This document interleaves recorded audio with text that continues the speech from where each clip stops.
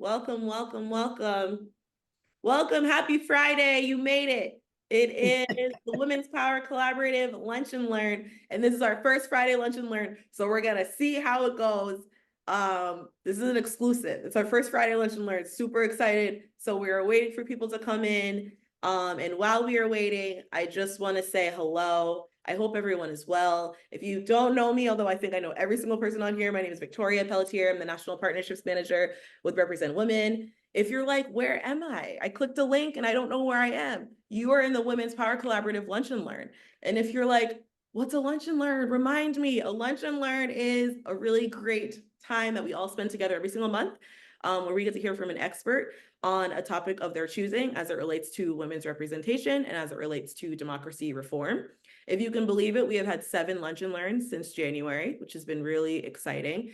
And we found that this is just a really great way, again, for us to get together in an informal way, have your breakfast, have your lunch, and talk about women's representation, talk about getting more women elected, and talk about systems change. So if you are new here, although I think everyone here has been to a lunch and learn, welcome. Normally how this works is we will open up the session. And actually, while I'm talking, what would be great is if everybody could put in the chat your name, the organization that you work for, where you're located, and how you're feeling on this Friday post-debate. How is everybody doing? So go ahead and put like a little vibe check in the chat, and we can go ahead and jump in. So this session is being recorded as well, which is really great. So we will make sure that we share it out far and wide and put it on the Women's Power Collaborative platform. So we have until 2 p.m. And so what we'll do is when I pass it over to Sondra, she will go through her presentation, and feel free to put questions in the chat and we can talk about them afterwards. But this is, again, a small enough group and a pretty informal space, and it's Friday, so we can just have open and candid conversations. So I really appreciate all of you for being here. And as a reminder, this will be posted in the Women's Power Collaborative. You are all members of the collaborative, and don't think that this is the only time for you to ask questions. You still have the platform and you can engage and ask questions as necessary. So again, for those that just joined, go ahead and put your name, the organization you work for, and where you're located in the chat, and how you're feeling post-debate. And I will kick it over to you, Sondra, and allow you to take it away. Go ahead and introduce yourself and we can jump right in. Okay, I think we maybe should brand this like the Friday Nerds Club. So that's the Lunch and Learn Friday Nerds Club division or something. Happy to see everyone. I am always happy when I get to talk about Shirley Chisholm, and she's going to be the focus on my presentation to start off. I'm Sondra Cosgrove. I'm in Las Vegas, Nevada. So temperature here is surface of the sun already. So we're already into hibernation mode where you don't leave the house until it's dark outside. I was actually on PBS last night to do commentary about the debate, and I had to make sure that I kept my face fixed the whole time because I tend to not do that. And then people text me, fix your face. But I think this is a good topic to discuss considering what happened last night. So I'm going to go ahead and walk through a presentation, and then I'm going to take my screen down so that we can have a conversation about Shirley Chisholm and about all the wonderful work that's going on here at the Women's Collaborative. All right, so let me pop over and I'll get my presentation up and make sure I'm hiding my control. Victoria, I have to say something. Please. Yeah, I have an appointment that I have to go, so I will be here only up to 12 o'clock. Is that okay? Oh, we'll be done by then. Yeah, we only have an hour, so it's, oh, because you're on the West Coast as well, so we'll be done by 11 your time.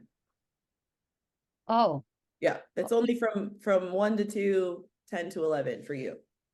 So no, she said 2 o'clock, so I got worried. Oh yeah, I speak in Eastern time and I forget that not everybody here. Sorry, I was being like a little East Coast girly. Okay. That's okay. You're good. We're not until 2 p.m. your time because we'll be here for a while. I'm not talking that long. No way. No, but I mean, that's what we all have to do now. It's like, where are you? How many hours? Are you behind me, ahead of me? I don't know. Yeah, thank you. So I want to talk about kind of specifically what's happening here in Nevada related to ranked choice voting. And we have a ballot question here. It's ballot question 3, very similar to what Alaska has, but we're doing top 5 instead of top 4 because we're extremely diverse here. And we really felt that if you wanted to have more diverse candidates moving forward to the general election, which we do, so that you don't have happen what happened last night, that we needed to do top 5. But I want to specifically talk about kind of improving women's power when they're in elected office and how that relates to ranked choice voting here. I'm a history professor at the College of Southern Nevada. That's the community college in Nevada. We're actually the largest higher ed institute in the state. If you count all of our part-time students, we have over 60,000 students. And I love being at the community college because I've had literally a 9-year-old in my class and an 81-year-old in my class. And I could tell you stories about the 81-year-old that took all my online classes because she was hilarious. She would tell all the younger people that she was my tech support and that she could help them. And actually she could. But that's what I really like about the community college is I get to hear from many people in the community about what's going on. I'm also the executive director of a small nonprofit called Vote Nevada. For many years, I was with League of Women Voters, and what we were doing in Nevada aligned with the League, you know, our priorities. But then we enacted a lot of democracy reforms, election reforms, and needed to then move on to do something else. And League was still kind of helping other states still do automatic voter registration or mail-in voting. And so I decided with a bunch of, you know, people in Nevada that we should do a state-specific nonprofit, but still do a lot of the things that the League of Women Voters does, voter registration and voter education. Okay, let's talk about my hero, Miss Shirley Chisholm. Shirley Chisholm was the first Black woman to be elected to Congress in 1968. Yes, that's within our lifetimes. And then she was the first Black woman to run for the presidency in 1972. And I remember when I was going through grad school to get my PhD in history, and that's like a fire hose of all American history, you know, coming at you at one time.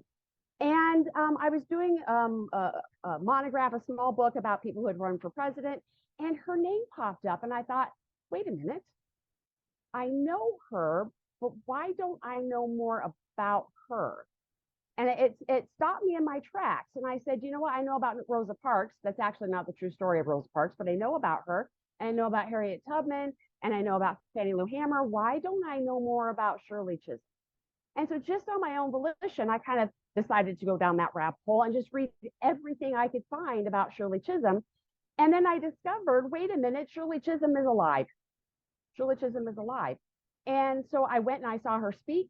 And most of all of her speeches are on YouTube right now. If you want to hear from her, she died in 2005.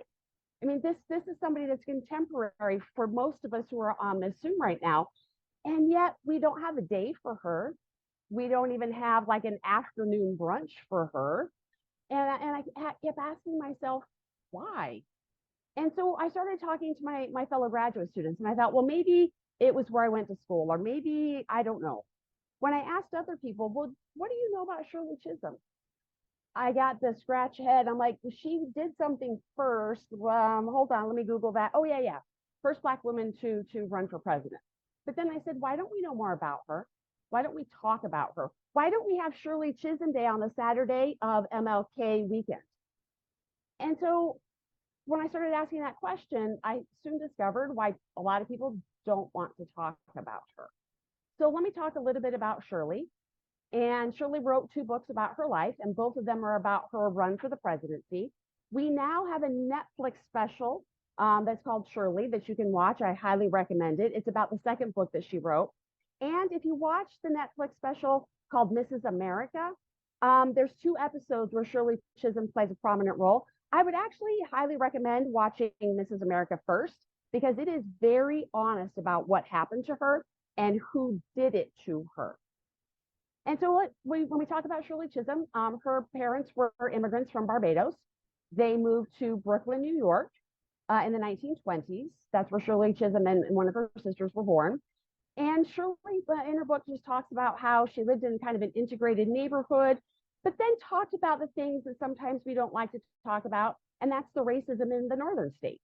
I mean, it's very easy for liberals to talk about racism and the Confederacy and the southern states and kind of how backward they are. And then we don't talk about the racism in New York. We don't talk about the racism in Boston, unless you're sitting in a room with people who are of color who've lived in those places, and then they will tell you about it. And so Shirley talks about, you know, her going to school, and she talks about kind of the normal things that happen to a young Black girl at that time. But what she really focuses on in this first book is the Democratic Party in New York had these like neighborhood or borough committees. And if you wanted to rise in the ranks of the Democratic Party, that's where you started. You would want to maybe become the secretary and then become the president of your borough committee. And from there, maybe you could run for the board of commissioners, you could run for the school board, and that was your pathway going forward.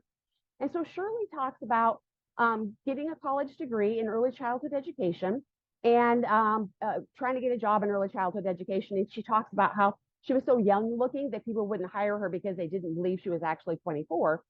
But she becomes a teacher and then very quickly is recognized as being somebody that was someone who was a vigorous warrior for children.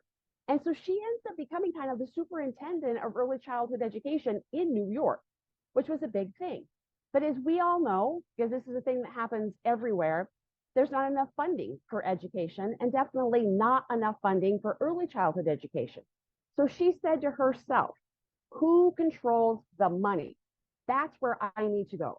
I'm in the place where you can control policy, but if I don't go to the place where you can make decisions about money, none of my policies are going to get enacted. And so she started looking at her neighborhood committee and she said, well, I need to run for president on my neighborhood committee. And again, we need to be able to talk about racism in the Democratic Party. All of the committees that were in Black areas of New York were led by white Democrats. There were no Blacks that were on these boards. And so she said, well, it's time for change. So she threw her hat into the ring to run. And it's interesting because you would think it would be maybe the white infrastructure would tell her, no, you can't run. This is, the thing, this is what we do. But it wasn't. It was actually Black men who said to her, no, you need to get in line. We're first. If we're going to have people of color moving into these political positions, it was white men and then white women got in. Black men are next, and then Black women can come in. You need to wait your turn. If you know anything about Shirley Chisholm, she said, don't tell me to wait my turn. I'll do what I want. And that was really her spirit. And so she said, no, I'm going to throw my hat into the ring. And so this is really where you see this pattern in her life where she wasn't really fighting against the white infrastructure within the Democratic Party that was struggling to become more diverse and more integrated. A lot of the times it was within the Black community between Black women and Black men kind of trying to decide who was going to run for offices and was there supposed to be a term or people getting in line. But her view was, this is America, this is democracy, I have the right to run, I'm going to run. And you see that in her personality all the way through when she runs for president. What you see her doing, and she writes this in her book, is every time she wins and gets into a position of power, she thinks, okay, this is as far as I need to go. This is where the money decisions are being made. This is it. And then she discovers, wait, no, it's not. No, it's not. Actually, it's the level above. So eventually you see her running for state legislature. And she's like, well, that's where the budget gets built. That's where I'm going to go. Now she's recognized as someone that's an educator, that someone is good on policy, that someone that, truly tries to represent constituents. And so she makes it into the legislature. And she does a lot of work for early childhood education related to nutrition, related to childcare, which we did not hear enough about last night. And all the things that's considered kind of the realm of women. And as long as she stayed in that sphere, she was okay. But the minute she said, well, I want to be on the budget committee, I want to be where the decisions about money are being made, again, that's where she starts getting pushback. And this time it's both from kind of the white leadership and then Black men who are also trying to kind of work their way into power. So she stays in the legislature for a while. And she said, all right, I've decided I got to go one step up. I need to run for Congress. And so she's the first Black woman that gets elected to the House of Representatives. And her constituents love her. There's no, really problem of people wanting to vote for her. But there's just this kind of competition that she ends up in when it comes to Black men, which is very sad to think about because there just wasn't enough opportunity being offered to candidates of color. She wins her first election in 1968. She goes to Congress.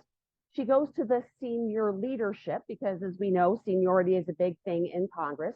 And she says, I'm a lifelong educator. I've got the bona fides. I've got the resume. Can I please get on education? She gets told, nope, you're going to have to earn your way onto education. We're going to put you on agriculture. And she said, you do realize I'm from Brooklyn?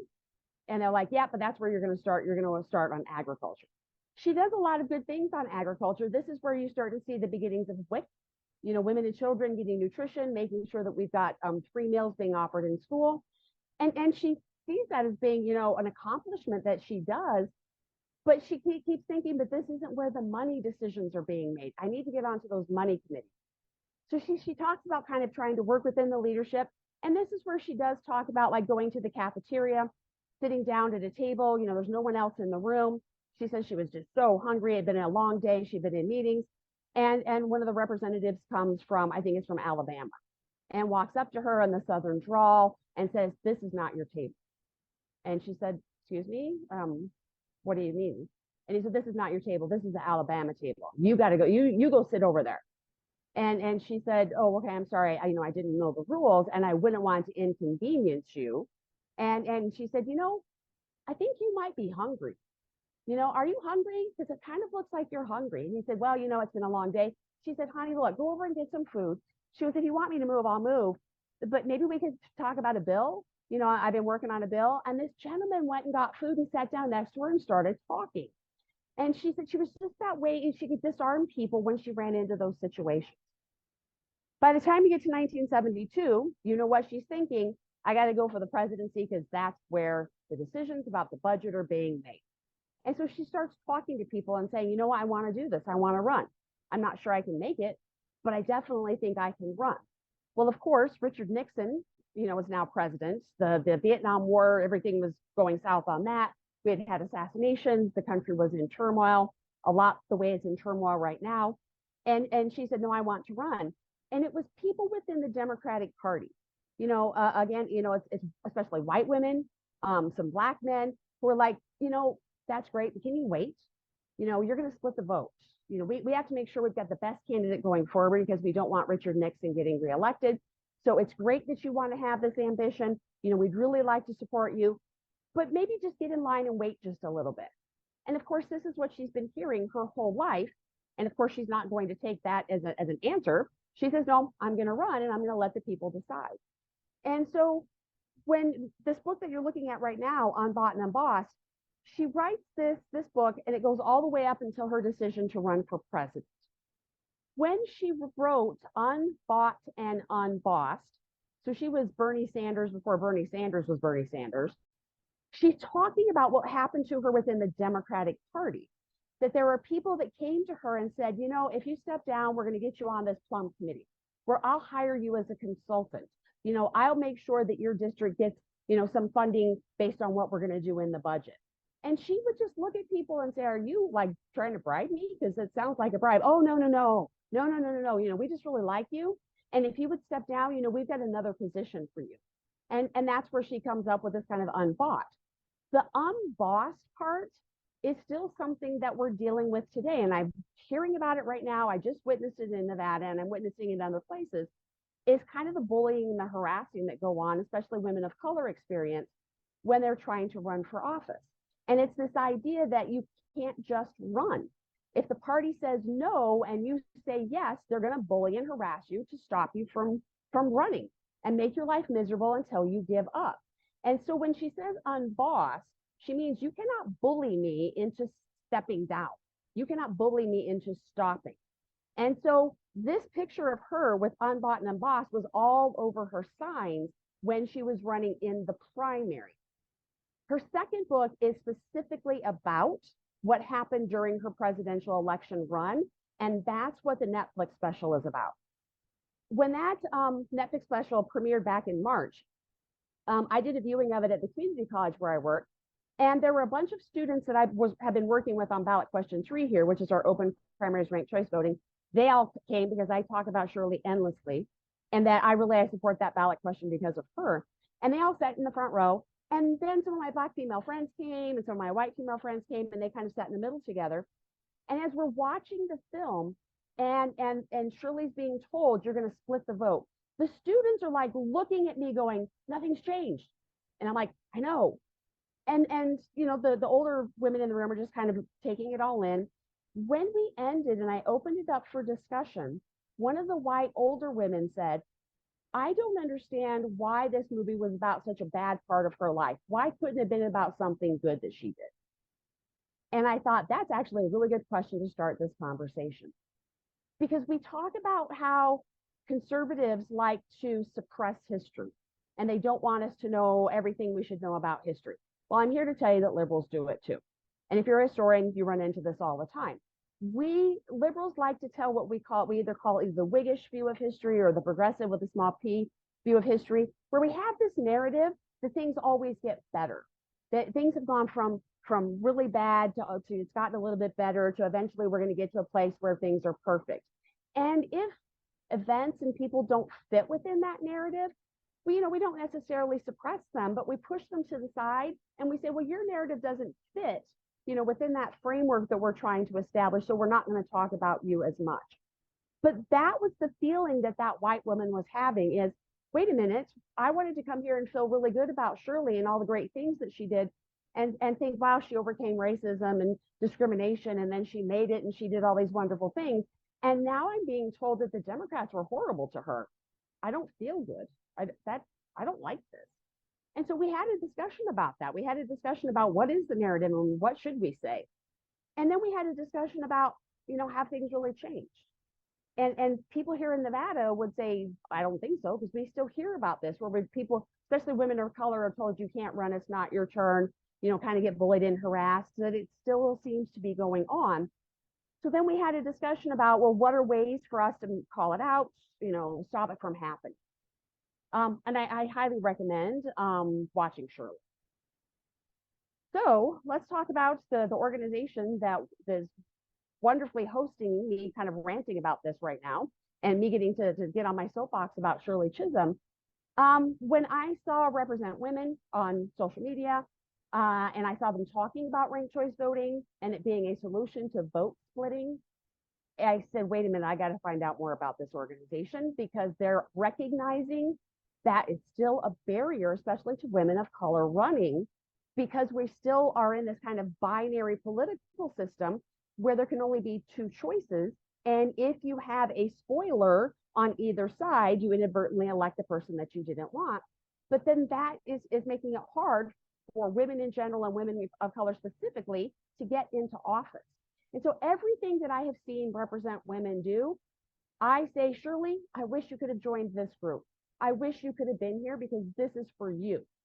And so when I see, breaking barriers for Black women candidates, and one of the things that's talked about is ranked choice voting, I'm like, this is what Shirley kept trying to tell us that we needed to do in her books, and we're doing it.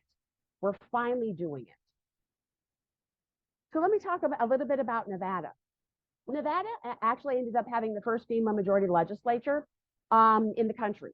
And so when it happened, I got calls from researchers from around the nation, and I got called from international researchers like, how did you do this? This is awesome. What do you think is going to happen? And I still hear from people right now, I don't understand why you guys are doing ballot question 3. You guys have reached the pinnacle. You have perfection. Look at all these women who have broken the barriers. And then I have to say, oh, no, we still need reform here, because it's the path that we're taking to get to this female majority. And we have female majorities on our city councils and our Nevada Supreme Court right now. But if we get together in a room by ourselves, then you're still hearing, I'm still being harassed and bullied. I still feel like I can't speak.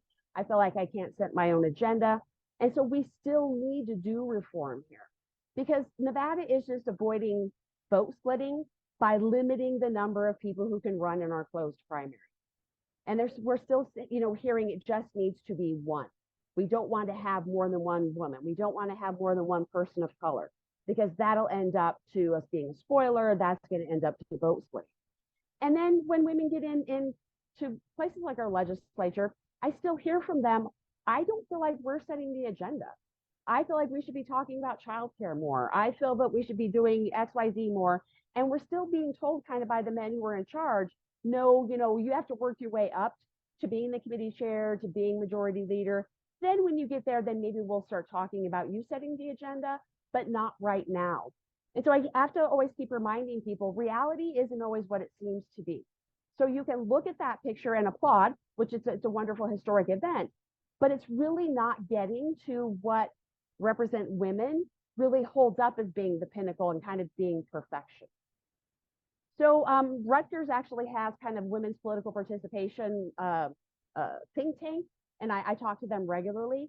And I really liked the way they kind of broke down what's actually happening beneath that picture. And so you see this, women in the majority, is that translating down to better childcare? Is that translating down to wage increases? Is that translating down to women feeling empowered to vote and run for office? And in many respects, the answer to that is still no, that we still have work to do because we're just seeing that picture and then we're not really seeing any of the infrastructure being built behind it to really change the way our politics work. So I often, when people point to that picture, either send this PDF to them or send them to this website and say, when we see these numbers move on these charts, that's when I'll really be able to say that we don't need more reform. We just need to get more women elected. So that's why I am really, really working hard on ballot question 3, which is Final 5 election reform. In Nevada, we already have open primaries on all of our down ballot races. So everything from mayor on down is already open primary top 2. So we already can see in those races, we just saw it in our primaries, where we get 12 or 13 people who are running. But then it's only top 2. And so you end up only having the top 2 candidates with money move forward. We just saw this happen in the city of Las Vegas mayor's race. 13 candidates are running, very diverse, lots of women, lots of people of color. But then it ended up being the 2 white women with the most money that moved forward. And if it would have been top 5, there would have been 2 candidates of color that would have moved forward, including a woman of color. And so I try to tell people, we're already kind of doing this in our down ballot races, but top 5 would be better. So ballot question 3 just makes the top of the ticket look like the bottom of the ticket. Open primary, and that we need then to have top 5 to make sure we're having a lot of diversity and that we're not, setting ourselves up for suppressing the vote in the primary. And then because we're doing this, we just need to add in ranked choice voting in the general election. Ranked choice voting, neither of the parties like it because it does take power and shift it to the voters. But you end up having to have this in order to be able to kind of let people just run in those open primaries, go to nonpartisan voters, talk to everybody, step away from the party, step away from people who are being negative or trying to bully, but still get to the person with majority support. And so in Nevada, both the political parties do not like this ballot question. Surprisingly, progressive organizations really don't like it. Federalist Society, Heritage Foundation, is pretty much everybody in power really doesn't like the ballot question. But there's a lot of us who now keep witnessing what our closed primary system is producing, who have jumped on board and really said, this is going to be the only way that we really remove barriers to women, but especially women of color, being able to run and win and to not have happen to them what happened to Shirley Chisholm. So to help Nevada's women, we need that ballot question to pass. So if you hear from anybody, no, Nevada's good. They have a majority female legislature, lots of women. We still need more women to run and have a shot at being able to get elected. So we still need open primary and ranked choice voting. We need a lot of voter education in Nevada. Many people move to Las Vegas on a constant basis who are not aware that every state runs its elections differently. So I spend a lot of time just doing voter education, and we need to make sure people understand how ranked choice voting works and definitely how it benefits women. And then we need more voter engagement. Our primary that just finished had 19% turnout. So we have almost 1.2 million people registered to vote because we adopted automatic voter registration, and then only 19% of the voters actually turned out. That scares me. And then based on what we saw last night, I'm doubly scared that we're going to have a low turnout in our general election, and low turnout means weird things can happen. And so we need to make sure that people, even if they're saying, I don't feel right about what happened last night, I'm feeling desperate, I'm feeling depressed, I'm telling people you don't have to vote in every race, but please vote so you can vote in the down ballot races, because our school board is important, our city council is important, our legislature is important. And we have lots of women who are running in those races that need your help. So I'm going to go ahead and stop share and come over, and I see, I see lots of stuff over in the chat. So do you want me to read the questions, or can I just let people read the questions themselves? Yeah, this is a lot. We put some links in there. We put the link to the Breaking Barriers for Black Women Candidates event, just so everybody Oh, has it. excellent. Yeah. Some quotes. So yeah, there was a lot going on in the chat, but I don't know if there are any specific questions, so we can just open it up for questions, comments, discussion. Anything that anybody wants to say. We're pretty small group, so we can be informal in here, and anyone can just jump in. I mean, Thoughts, so react. Yeah. raise of hands. How many of you have heard of Shirley Chisholm and know about what happened to her? Okay, so some. We all should know about her. I want her to be like, we should have a day for her. I want to have a day so we can just talk about her. Okay, is it Marvelous? Yes, hi. I want Shirley Chisholm on a coin for the record, but anyway. So I was going to ask you, since you are such a reputable historian and you're so well versed on this, as you know, history repeats itself, and I'm wondering if you're seeing. I'm working on research right now about online abuse that Black women face, and I'm wondering, what are you seeing? What patterns are you seeing, sort of proliferate throughout, I guess, like society that mirror what was happening back when Shirley was around, and then how do you feel as though technology and social media has exacerbated the ways in which Black women are bullied? Oh, good question. And I can tell you when I teach History 102, which is Reconstruction to the present day, by the time we get to the 1920s, my students do this at me. Again. I'm like, yes, and we're going to repeat this mistake 4 more times. And so just what you said, it's kind of this repetition. But what I try to tell them is history repeats itself, but things do change. And technology is kind of one of the big changes that we see right now. But if you want to go back and look at a time that's very similar to what we're experiencing now, go back to 1968. And what really worries me right now, if you've ever seen the Democratic National Convention in 1968, where the Daily Machine sent the police out to beat up the war protesters, where were they? In Chicago. Where are we going to be in a few months? In Chicago. And so I'm trying to explain to people, we've again got a lot of young people who are very upset about what's happening in Gaza. There's war protests.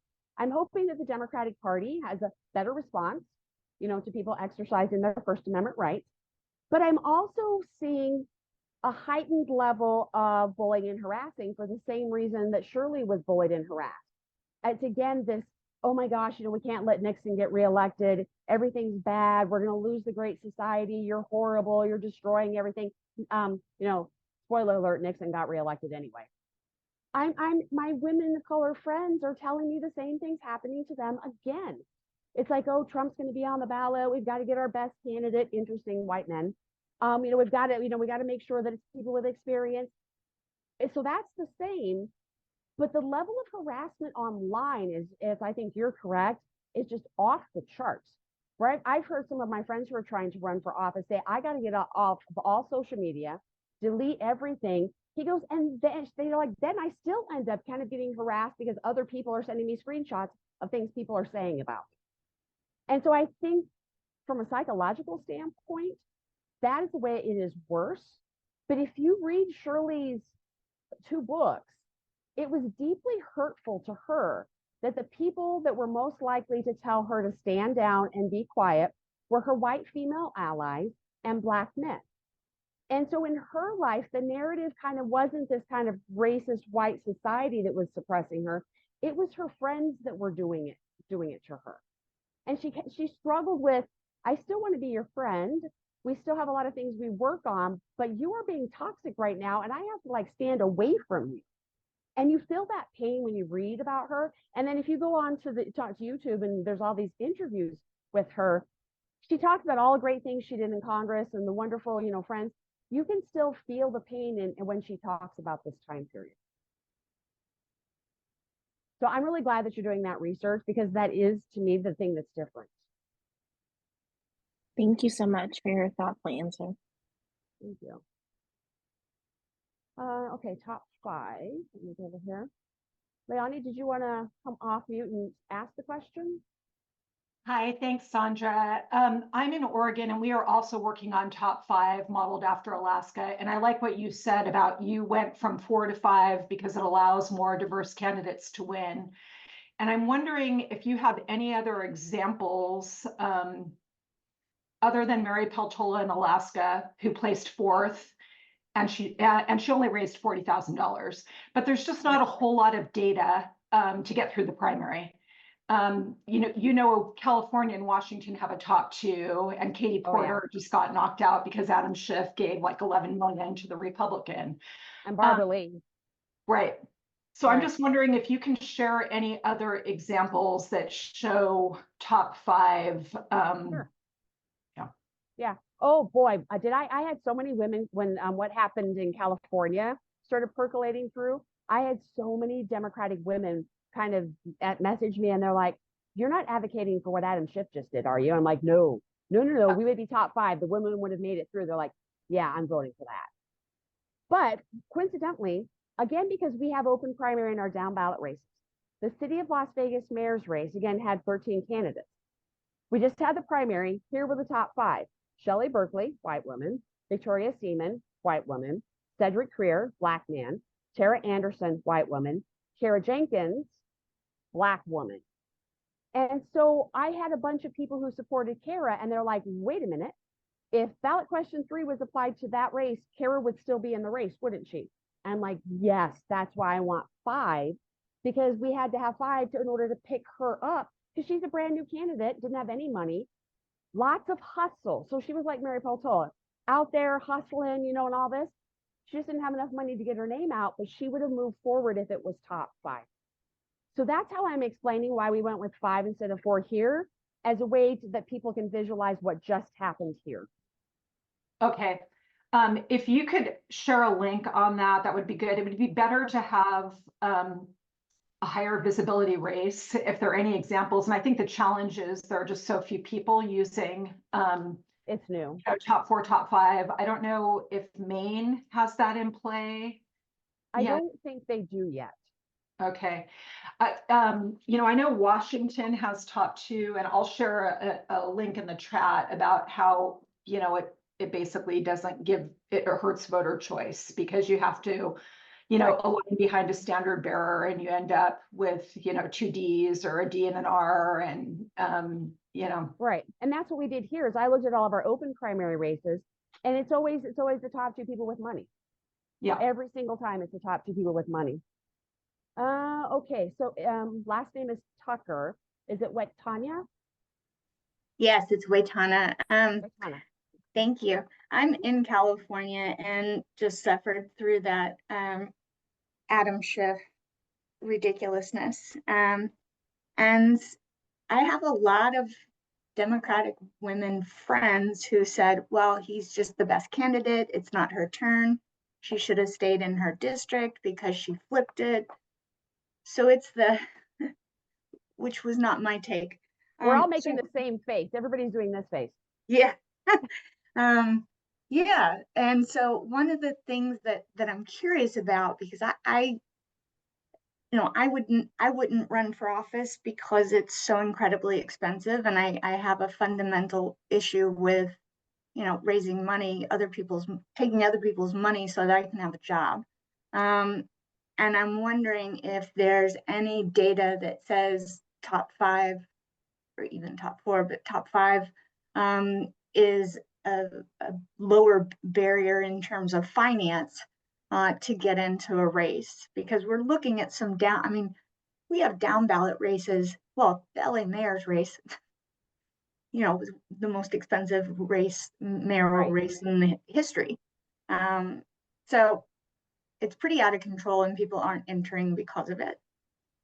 Right. And we had a discussion about is doing top 4, top 5, maybe a campaign finance reform that it does allow, people with hustle, which tends to be younger people, newer people, voters of color, women, be able to get through if they can get their messaging out there. It seems to be that way.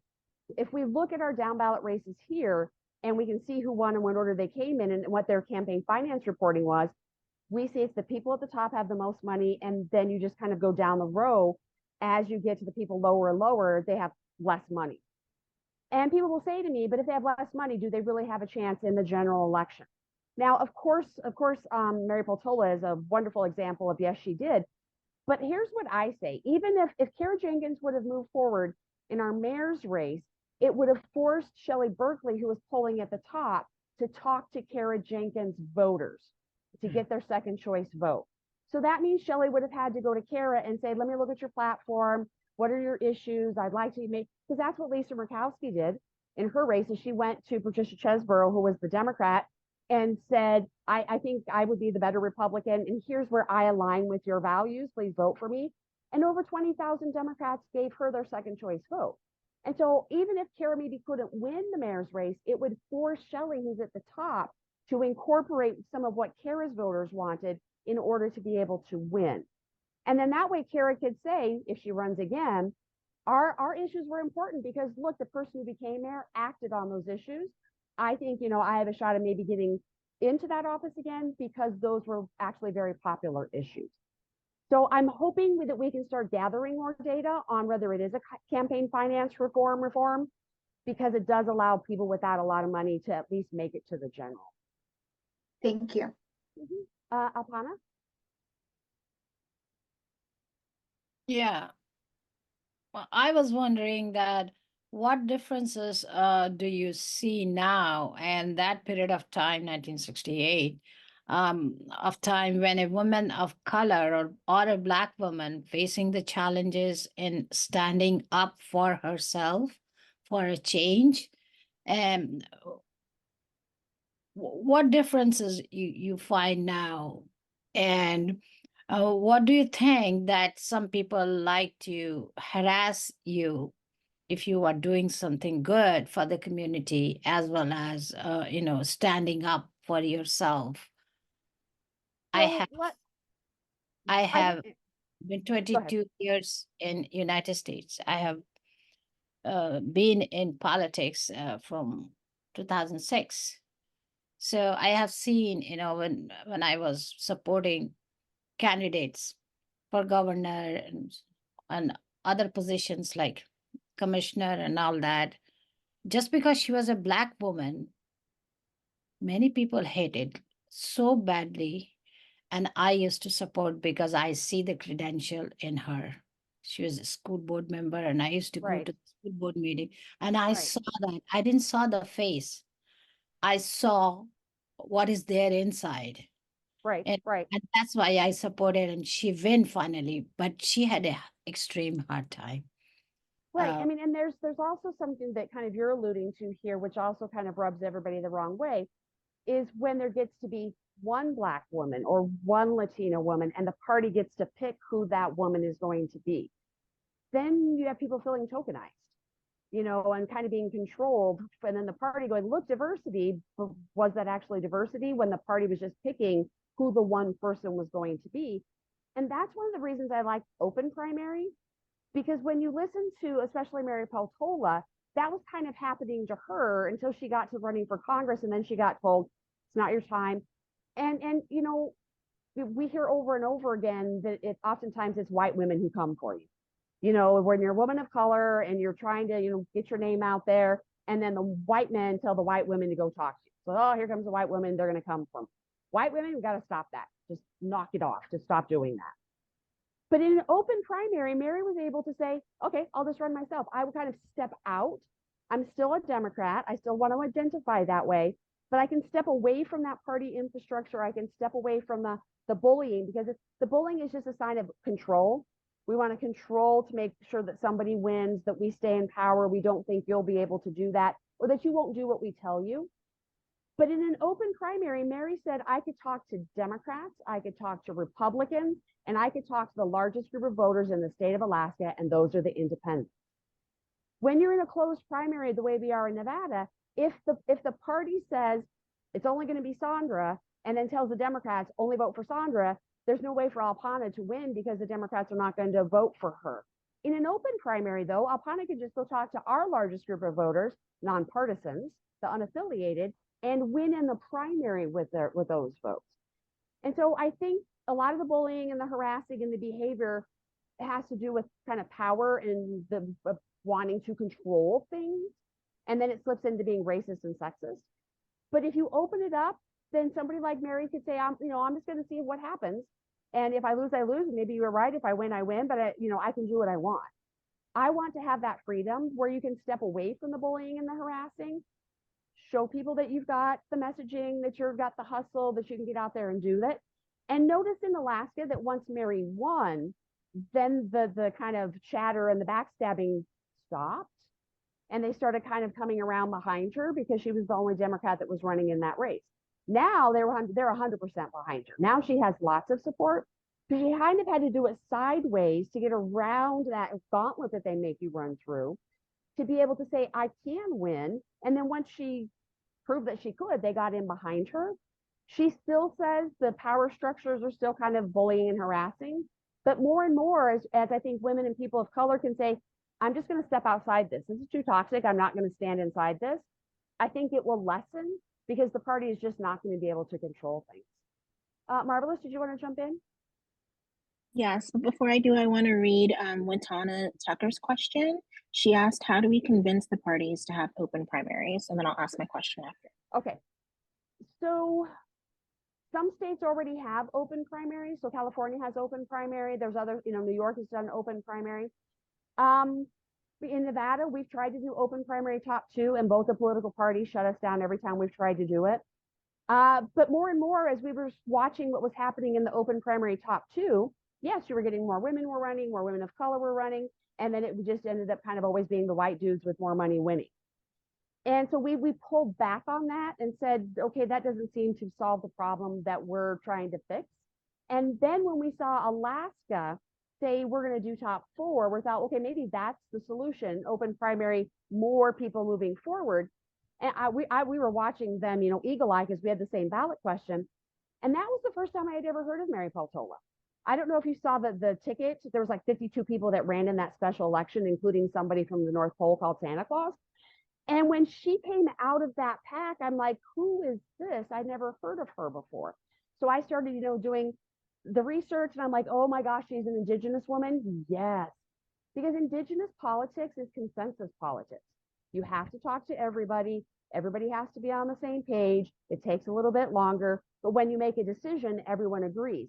So I thought she's going to understand the ranked choice voting strategy. She's going to understand talking to everybody. And that's why she won. I interviewed her, and she said everywhere she went, she looked for Nick Begich signs and Sarah Palin signs and walked right over to those voters and said, awesome first choice. And she said, Sarah Palin and I are actually friends because they are. And then she said, can I be your second choice? And oftentimes voters would say, I know we're doing that thing, but I don't understand it. So she would take the time to explain ranked choice voting, talk about how they were Nevadans, Alaskans, maybe they had things in common. And she got enough of Nick Begich's voters to say, yeah, we kind of like Mary over Sarah. We'll give her the second choice, that she won. Because she was able to go out and talk to people and get those second choice votes. So I think open primary top 4, top 5 is the way to go. But you might have to start out with open primary top 2, because that's what they're doing, I think, in South Dakota, because that's what they could get on the ballot and that's what people would vote for. But you just need to make sure you've got a plan for doing step 1, do it for a while, say there's still a problem, step 2, and then just do it more of a slow rollout and make sure that you keep people engaged. Marvelous? Thank you.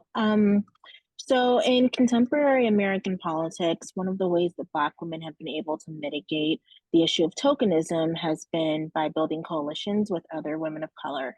And I guess like at the federal level, this is best evidenced by the squad, but this happens at almost every level. And I'm wondering if back in the day, during Shirley's time, there was anything like that happened with her, where she was able to find solidarity with other women of color. Obviously, it was a lot fewer, and this might have been later on.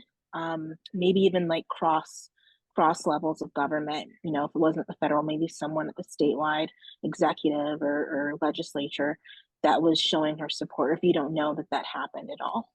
It didn't. She talks about it in her book. She was expecting the white women that she had been working with on things like the ERA, women's liberation and all that she'd been working in those coalitions, Black women and Latino women and API women and white women. And so it was very hurtful to her that the white women turned on her. And it wasn't vicious and I'm going to call you out in public and scream and yell at you, but it's like everywhere she went, her white women friends would be like, you're hurting the party, you're going to destroy us, you've got to stop doing this. And it broke her heart. And these white women didn't really think that they had done anything wrong. They do now. Gloria Steinem was one of them, and have tried to atone for what they did, but she was alone. I mean, she muscled through, but everybody turned on her that should have been an ally with her. She was alone. It's sad, but you know what? If you read her books, it's about triumph, it's about victory, it's about not stopping, it's about staying true to her values. She doesn't feel sorry for herself. She actually feels sorry for the white women who did a bad thing. I can relate. Just kidding. Thank you for your answer. But I mean, we have a few minutes. How many of you are watching the WNBA now? Me.